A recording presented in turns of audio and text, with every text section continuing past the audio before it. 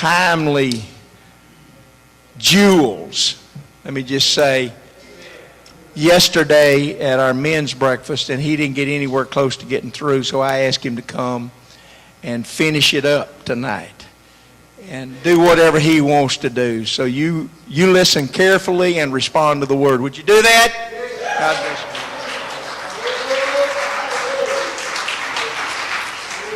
Thank you. Thank you so much for that. Why don't you be seated?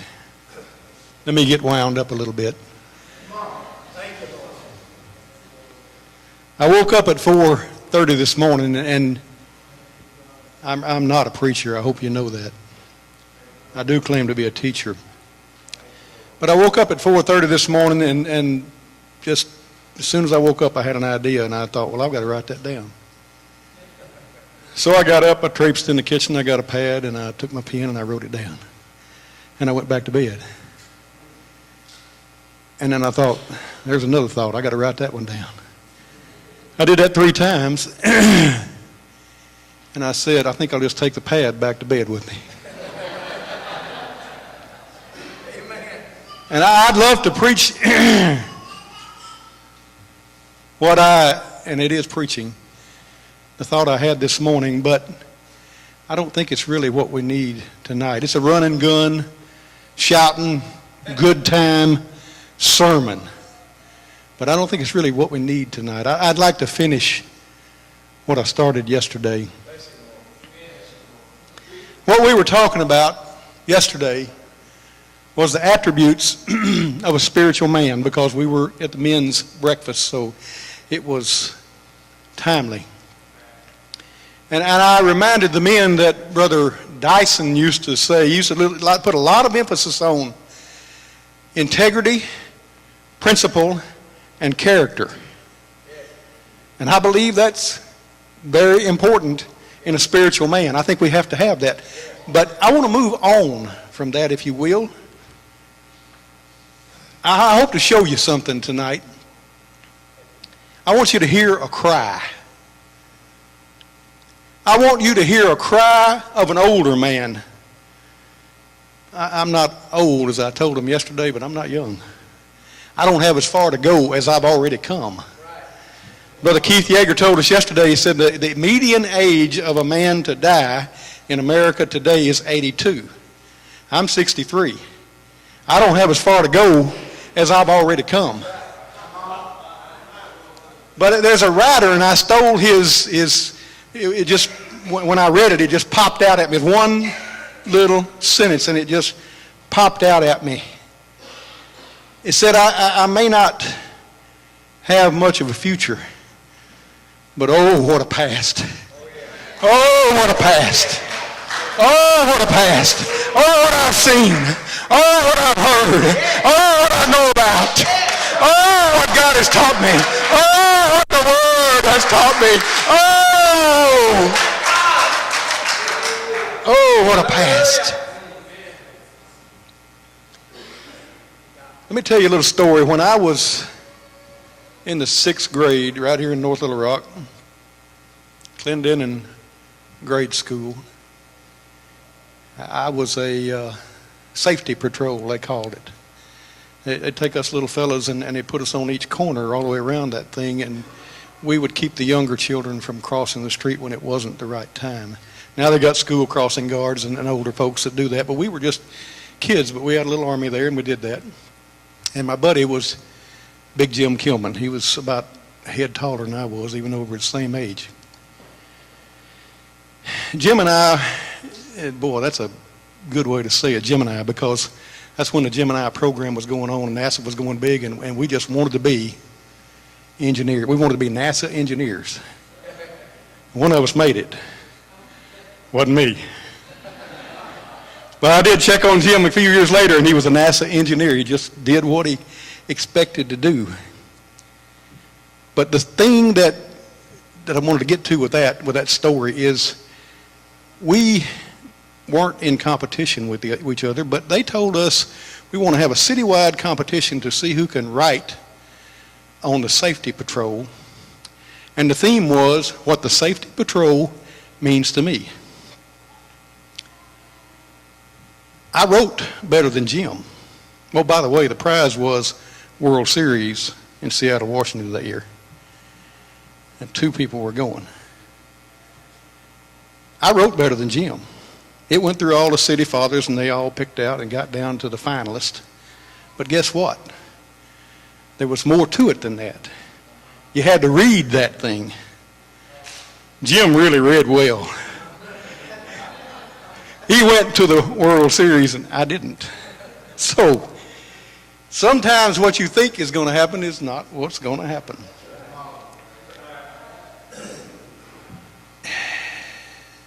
And let me do one more thing here before I get into this that will tell you what we were talking about yesterday. It's humorous. I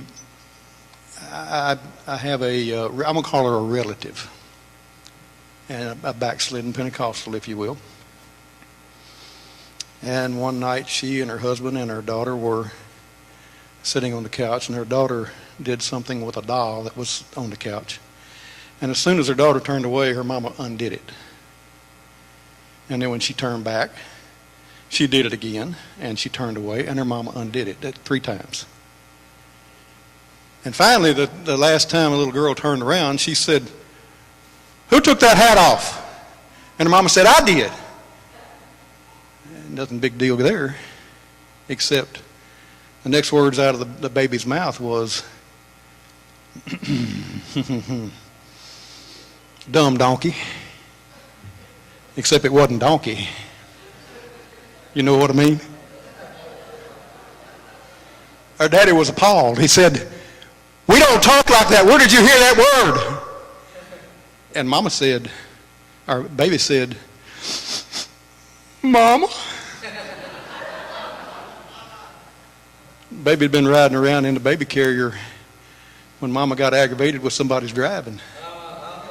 We're influencing somebody is what I'm that's where I'm going with this. That's what I said yesterday. We are influencing somebody somehow all the time. And I got 2 or 3 other stories on that, but I'm going to leave it alone. I just wanted to make that point. Whatever you do, make sure that you're thinking about somebody that's looking at you don't even know about. It's happened to me, and I told the men about that yesterday, but that's not where I want to go with this. Let me get over here to where I do want to go. I've got some heroes of faith. We refer to the 11th chapter of Hebrews as the hero of faith chapter. Now, there's only 2 places in the Bible where God ever took a whole chapter to explain everything. One was on faith and one was on love. What does that tell you? 13th chapter of 1 Corinthians, love chapter, the whole chapter. 11th chapter of Hebrews, a faith chapter, the whole chapter. Heroes of faith, but those are not the heroes I want to talk about tonight. I've been privileged. Where are you, Brother Terry? You around here somewhere. I know there you are, right there on the front. This fella preached, what was it, yesterday or today? Today. You didn't know about it, but he went to a church that's not Pentecostal. I think he might have turned them into Pentecostal. There was only one in the whole bunch that wasn't crying when he got through. That's reaching out to somebody. That's reaching out to the Word, with the Word. That's influencing someone. And I want to influence someone myself. I've been privileged to know Sister Ethel Tyler. That was his grandmother. I was privileged to know Sister Beulah Brink. I was privileged to know Mattie Tolliver. Y'all know anybody about that name? I was privileged to know Brother Cleveland Beckton. I knew Brother Raymond Sanders. I knew Brother Charles Dyson and Marcella. I knew Jesse Sanders. I knew Brother Howard Whittington. I'm reading off names here, and I have to read them because I wouldn't be able to remember otherwise. I know Brother Richard Whittington. I know Brother Paul Billingsley. I know Brother John Ison and Brother Eddie Ison. And you want to know why Eddie's on the list? There's a special place in heaven, I believe it, for van drivers. Yeah. Come on, Benny. Am I right? God's got a special place set off and said, anybody that goes to that trouble, we're going to give him a special place. Yeah. I knew Brother Sonny Usry. He not only drove the band, he cut the grass. I've been privileged. I got a heritage. I've been influenced by some people that I love to be influenced by. But let me tell you something else. I've been influenced by Benny Smith. I've been influenced by Brother and Sister Cena. I've been influenced by Brother and Sister Culberson. I've been influenced by Sister Anita Whittington. I've been influenced by Brother Jerry Shirley. You say, well, you're old and set in your ways and all that. No, you're shaping me the whole time. The whole time. I'm reading you. I'm looking at you. I'm seeing what kind of spirit you're of. And it's making me a better man. It makes me a better man. Hallelujah. But the cry of an older man, Caleb, 85 years old. It had been 45 years since Moses made a promise to him. And he went to Joshua and said, it's time to pay up, boy. I was there with you when Moses gave us this thing. He said, give me my mountain. I may be 85, but I'm well able to handle it. He said, Joshua 14, 11, and 12. Let's put it on the board up there. Joshua 14, 11, 12. As yet I am strong this day, as I was in the day that Moses sent me. I am as strong. I can't say that. When I was 40, I was a lot stronger than I am.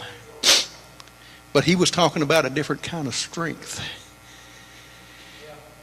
As my strength was then, even so is my strength now for war, both to go out and to come in. Now, therefore, give me this mountain.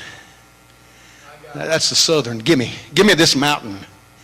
Because the Lord spake of it in that day, and you heard it. And I know that there are giants there. The Anakim were the giants. Anakim, I think is the proper way to pronounce it. They were the giants, the same bunch that brought up Goliath. And that the cities were great and fenced. Devil's got the fence all around a bunch of people. And that fence is not the same fence that God's got around his people. It's holding them in. God is holding them in, but the devil's trying to keep them out. He's trying to fence everybody. It's like the Berlin Wall when Ronald Reagan said, Mr. Gorbachev, tear down this wall. We are the ones with the sledgehammers to tear down the wall. My God.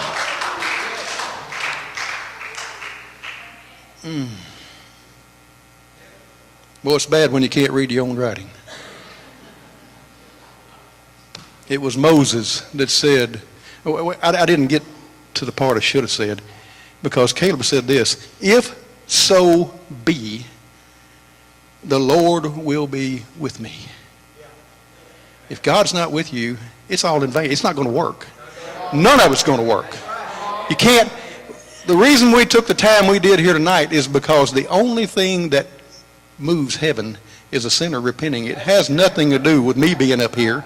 They're not impressed with me. They've heard a lot better sermons than I'm ever going to put out. They're not impressed with me, but they are impressed. Their ears tuned. Hey, somebody's repenting, and all of heaven starts rejoicing just because one sinner repents. I want you to understand something that Zechariah said. It's not by might. It's not by power. It's not by fancy speaking. It's not by anything that man can do. But it's by God's Spirit. And if his Spirit, as Moses said to him, if you don't go with us, I don't want to go. That's what I need, is his Spirit in my life. Let me read that part about that David said. It's an old man's cry. He said, now also, when I am old and gray-headed, O God, forsake me not, until I have showed thy strength unto this generation, and thy power to everyone that is to come. That's the cry of an old man. We say, God, just let me hang on long enough that I might be able to impart to somebody else the value of this gospel. I might ought to get off into that. There have been a lot of things that I missed. You know, I've been trying to live for God for 43 years. I missed a lot of stuff. I missed lung cancer smoking. I missed cirrhosis of the liver drinking. I miss all kinds of STDs and HIVs and HPVs and not cheating on my wife. I don't need to keep listing that stuff. I just want you to understand, I missed some stuff. Thank God I missed some stuff. Thank God he delivered me from that. Thank God he took me away from that. And he let his spirit say, oh, I don't even want it. I don't need it. And I don't even want it. That'd be a long list if I went through it, so we'll just leave it alone. Let me keep going. I want you to hear the cry of a young man. That was David when he was old. But hear David when he's just a lad. Hear David when he's a boy, a shepherd boy. Hear David then. He walks out on the battlefield. And there's a whole sermon on not having proven something, but just leave that one alone for the moment. When he walks out on the battlefield with nothing but a slingshot, and he's looking at a man that according to the Word of God was 9 feet tall. I've known a man that was 7 foot 6 inches. I've never known a man that was 9 inches. The man 7 foot 6 inches, and I'm almost 6 foot tall. I looked up at him like this. I can't imagine somebody that's that kind of a giant. And I can't imagine coming out. He's got all this armor and these swords and these spears and everything. He's got the shields and everything else. And I got a slingshot. Just a slingshot. But David said, now wait a minute. In the past, I know some of you get tired of hearing about the past glories and all that. I understand that. But wait a minute, build off of it. David said, in the past, I had a lion experience, and God delivered me. And then he said, I had a bear experience, and God delivered me. And now, I'm fixing to have a giant experience. I'm just about, with the help of God. Now, there for you young people, because you're sick of hearing my old stories. That's what I want you to do. I want you to get yourself a giant experience. I want you to know, God, the Spirit's coming right over me now. I want you to know what it's like to have a giant experience. To stand over the giant and say, you're defeated. You're done. You can't do anymore to me. My God. I want that. Because if you do, or if I do, it doesn't matter. It'll spill over. It'll explode. It'll blow up just like the day of Pentecost. There'll be somebody else get caught on fire if you catch on fire. David said, I know he's an Anakin. I know he's just like the ones that Caleb had to take care of. But he said this. Remember now, I'm still driving this same point home. I come to you in the name of the Lord. I didn't come with spears. I didn't come with all that other stuff. I just came with one thing, the name of the Lord. What is the central thing that this church is founded on? The name. Not names, the name of the Lord. You want to know why I did that a while ago? I've been dying to do that for so long, that take the old and merge it with the new. That old All in Him song is so old, it's old. But it fits right in with the new. It fits just fine. I've driven to work several mornings and I just flip-flop back and forth between the two of them. It's all in him. And can't stop praising his name. Because, you know why I can't stop praising his name? Because it's all in him. That's why. I can't quit because it's all in him. He's the one causing me to be.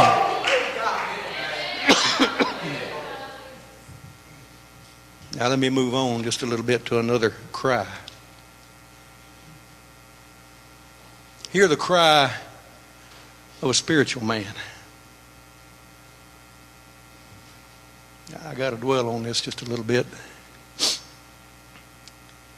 It's not easy to teach from the grave, but my brother had for years tried to make me understand his version of grace and the way he felt about it, and I couldn't.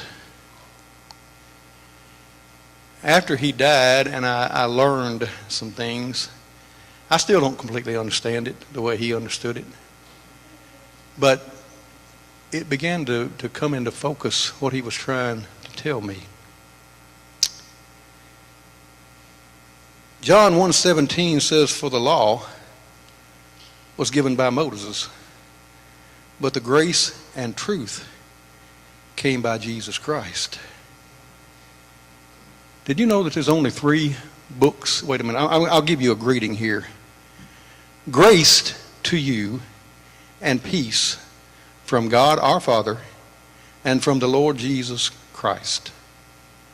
There's only 3 books in the New Testament that doesn't start out that way. Only 3. The rest of them, go look it for yourself. Don't take my word for it. Go look at it. Did you ever notice that? Grace, grace, grace, grace, grace. And then, as it got on over, there were 3 writers that said they added in mercy. And that's where I'm going tonight. Grace it can be a noun or a verb. It can be a state of being. I looked it up. I did, Brother Paul, I follow what he taught me about looking stuff up in the dictionary. And this is a secular dictionary. It's not some Bible dictionary. But I looked it up. Grace is, as a noun, it's elegance, it's politeness, it's generosity of spirit. It can be prayer at meal times. It's same as a grace period. Number 6, it's a gift of God to mankind. It has a pleasing quality. It's freedom from sin. And it's the same, oh me, it's the same as a grace note. Take a segue here.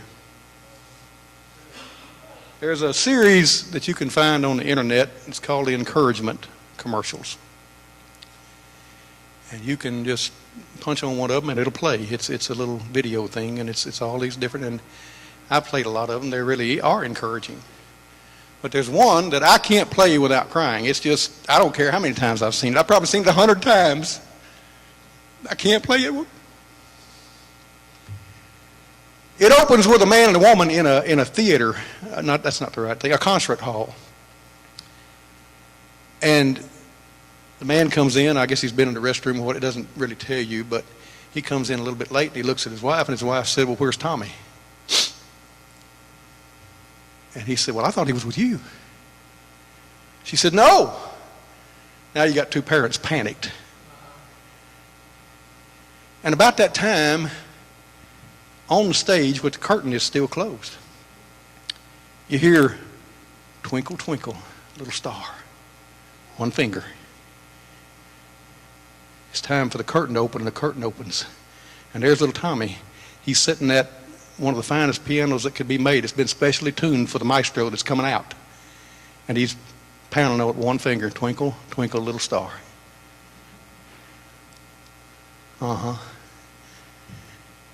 And the wife looks at the husband and says, "Go get him." They're so embarrassed. But it's too late, because here comes the maestro, the master. Told you I couldn't keep from crying. Master looks down at the little boy. And then he squats down and he speaks in his ear. And he says, don't stop. Keep playing.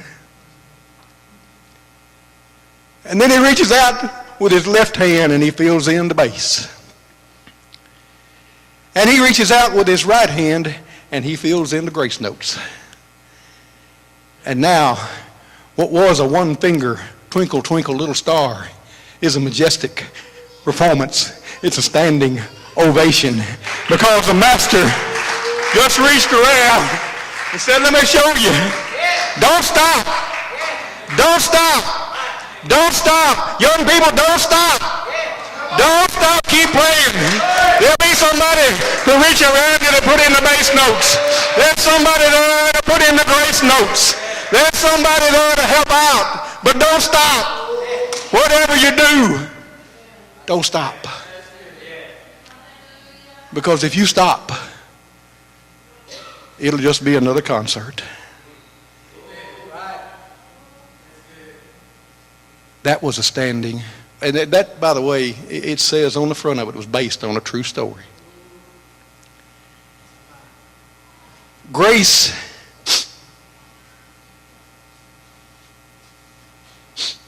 a noun is how you identify something. It's a name, whatever. But grace can be a verb also.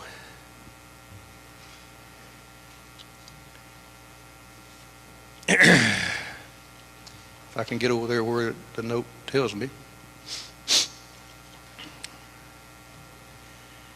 It contributes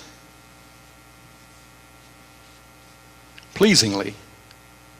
Sniffing in the microphone. To something. It adds elegance to something. It ornaments music. I don't care whether it's a noun or a verb. You can use it either way you want to as far as I'm concerned. It's God's grace, and it's going to be exactly what I need at the time. If I need some action, it's going to be some action. If I just need to know what the name is, he's going to give me his name in baptism. That's enough said about that.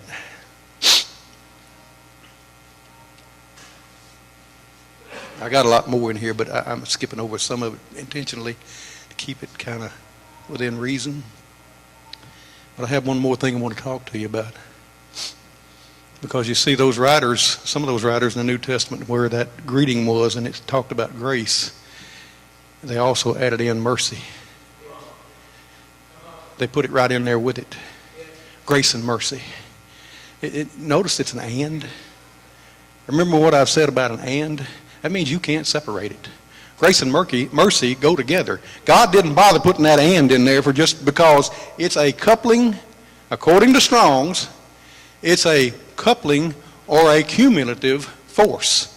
Either way, it doesn't matter whether it accumulates force or it just couples it up. It keeps it together. So grace and mercy go together. Matthew 9:27 says, and when Jesus departed thence, two blind men, I like this part right here, followed him. Brother Dyson used to say, if the Spirit passes you by, get up and go after it. Don't let it get away from you. Don't sit there and say, well, pass me by tonight. Run it down.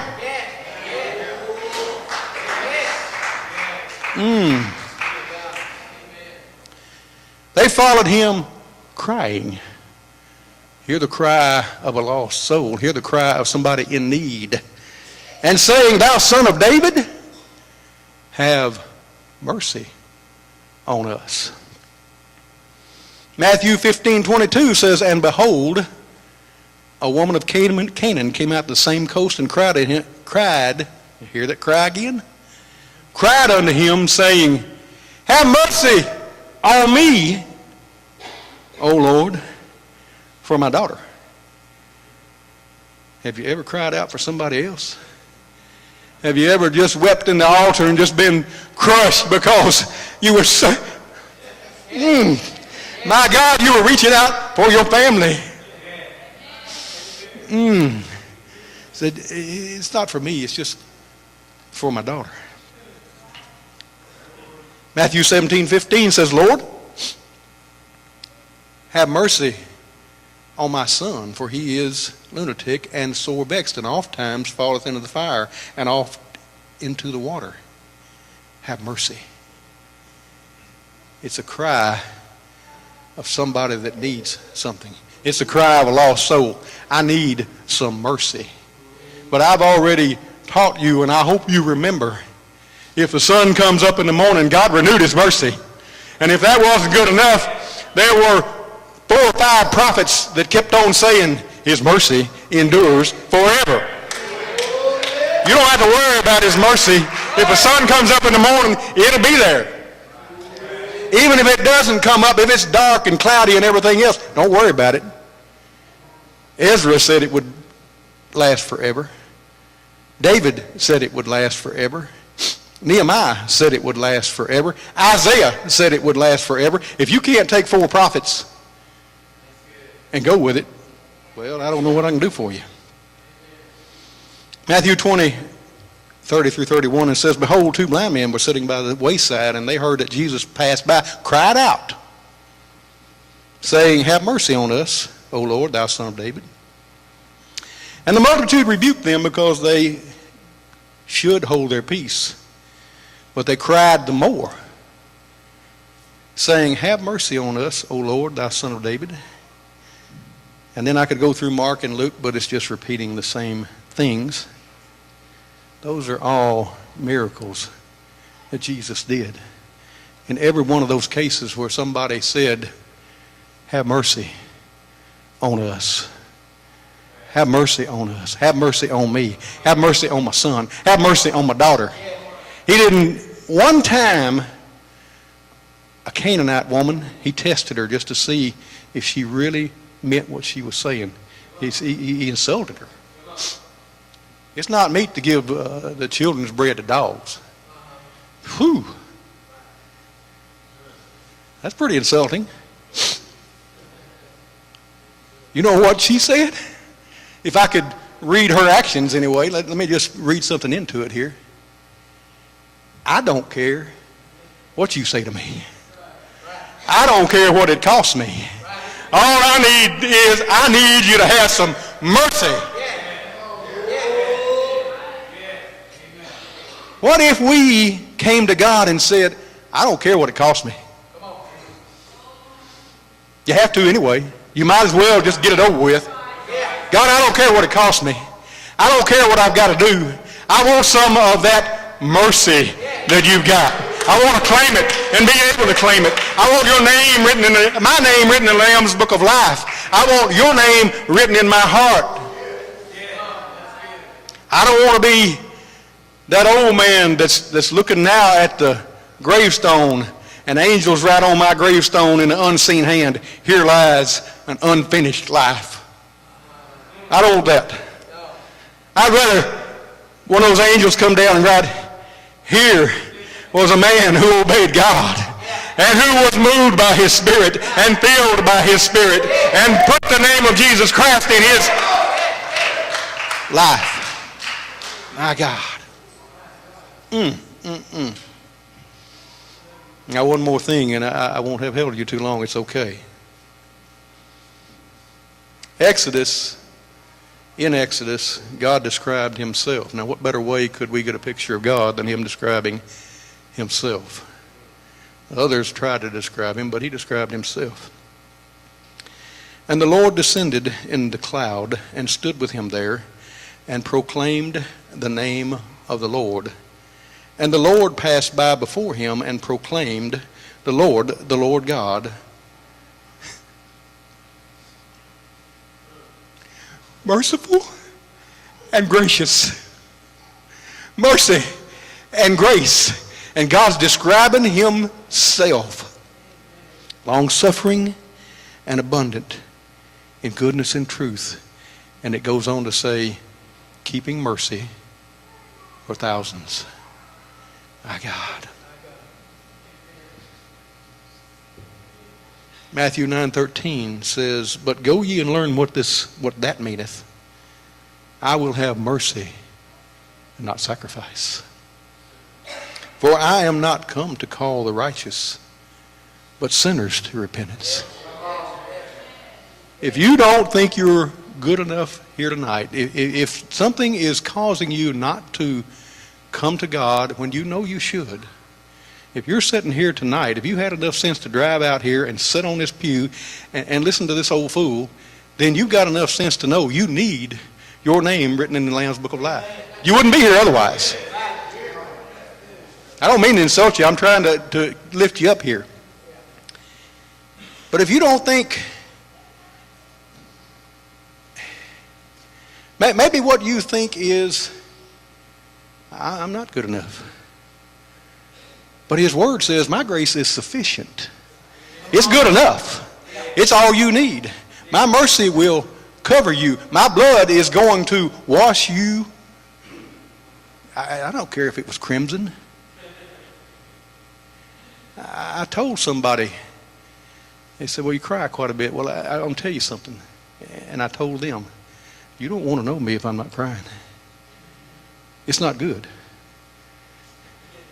It means because I'm so hard-hearted, God has got to break me up and make me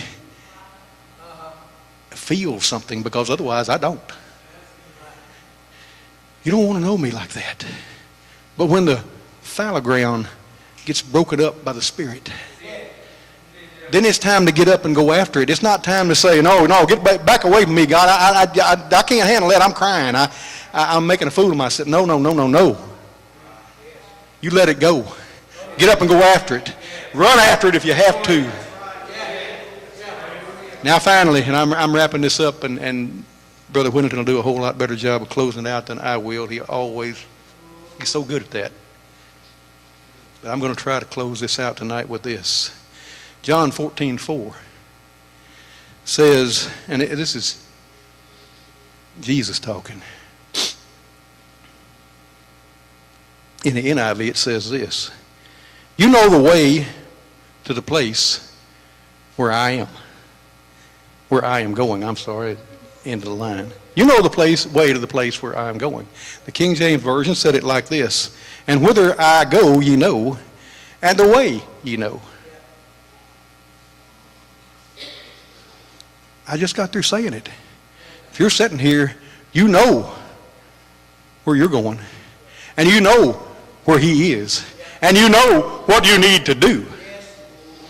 So if you have any doubt about, I know my name's written in the Lamb Book of Life. If there's any doubt in your mind about that, we got altars. You don't have to wait till I quit talking, because I'm not going to talk very much longer anyway. We have altars. You need to get your name written in the Lamb's Book of Life. You're going to need to dodge some things. You're going to need to miss some things in this world, and it's a good miss. So, somebody told an old joke, is your wife gone? Yeah, she is. And do you miss her? Well, yeah, but it's a good miss. That's an ugly old joke, but you understand, there's some things that are a good miss. I don't want to go there. I don't want to be a part of it. I don't want to know about it. I'd rather be naive and ignorant and have his Spirit in my life, have his love in my life, have his mercy in my life, have something inside of me that's welling up and dwelling up and coming up like an artesian well. And if it makes me cry, that's okay.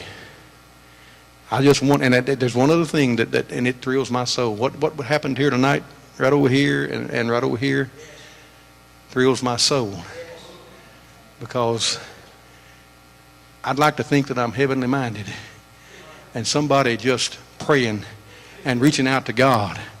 That's what moves me. That's what makes me excited. I've heard I figured it up the other day, and it was somewhere between 8,000 and 10,000 sermons that I've heard in my lifetime. That's 43 years. And that's a pretty close estimate. It's close enough. Sometimes I missed church, sometimes I didn't. But I can pretty well figure it out that in a lot of cases I had 2-3 sermons every week. Sometimes more. We have a revival. We go on and on and on, and just sermon after sermon after sermon. So I've had somewhere between 8,000 and 10,000 sermons in my life.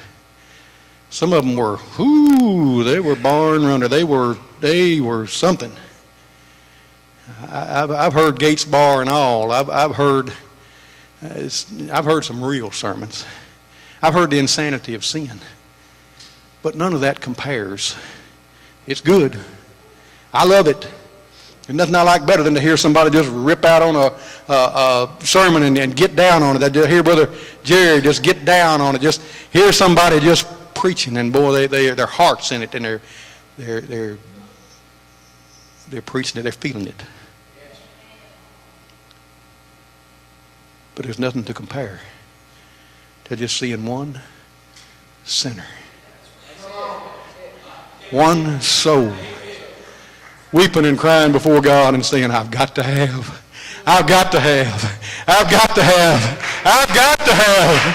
something from you. God bless you tonight. Thank you. Thank you very much for allowing me to do this. God bless you.